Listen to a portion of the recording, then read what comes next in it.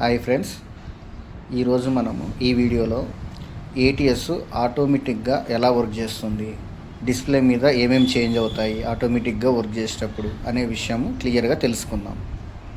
వీడియోను చివరి వరకు చూడండి, అలాగైతేనే మీకు అర్థమవుతుంది. ఫ్రెండ్స్, మనం ముందుగా పవర్ సప్లైని ఆఫ్ చేస్తున్నాం ఎంసీసీబీ దగ్గర. సో మెయిన్ ఇన్కమర్ అది ఇన్కమర్ సప్లై మనం పవర్ ఆఫ్ చేయగానే, సో ఇప్పుడు మా టెక్నీషియన్ పవర్ ఆఫ్ చేశాడు. ఆఫ్ చేయగానే పవర్ బంద్ అయిపోయింది. ఇమీడియట్గా జనరేటర్ ఆన్ అయింది. ఈ జనరేటర్ ఆన్ అయిన దగ్గర ఇక్కడ జీ దగ్గర మనకు లైట్ వచ్చింది చూడండి, అది జనరేటర్ పవర్ ఆన్ అయినట్టు. సో జనరేటర్ ఆన్ అయిన తర్వాత మనకు 10 seconds టైం తీసుకుంటుంది జనరేటర్ నుంచి లోడ్లోకి షిఫ్ట్ అవ్వడానికి. సో లోడ్లోకి షిఫ్ట్ అయిపోయింది. సో మనకు లోపల కూడా చెక్ చేసుకోవచ్చు. సోర్స్ 2 దగ్గర మనకు ఆన్ అని వచ్చి ఉంటుంది. సో మళ్ళీ టెక్నీషియన్ని పవర్ రీస్టోర్ చేయమన్నాను. సో అతను రీస్టోర్ చేశాడు. సో పవర్ వచ్చింది.